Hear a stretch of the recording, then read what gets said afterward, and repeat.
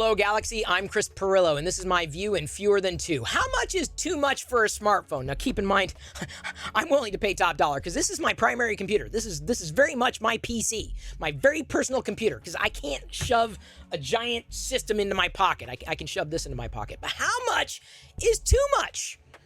For me, I would just say give me the best experience I could possibly get, and I am pretty picky as far as those software experiences are concerned, especially for my primary daily driver personal computer, right?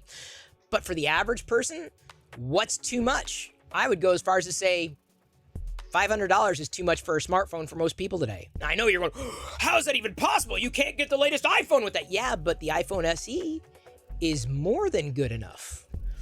A Pixel, or let's just say, we're not even just the latest Pixel, the A series. Not just the latest A series, but an A series once removed is more than enough smartphone for most people.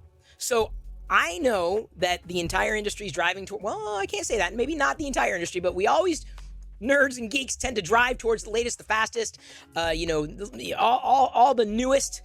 But for most people, 90% of the folks out there, I think $500 on up may be too much to be spending on something, because for them, everything above and beyond that may very well be a law of diminishing returns. So let me ask you this. What do you believe is too much to spend on a smartphone? How much have you ever spent on a smartphone? And do not ask me the same question, because I'm embarrassed to give you the answer.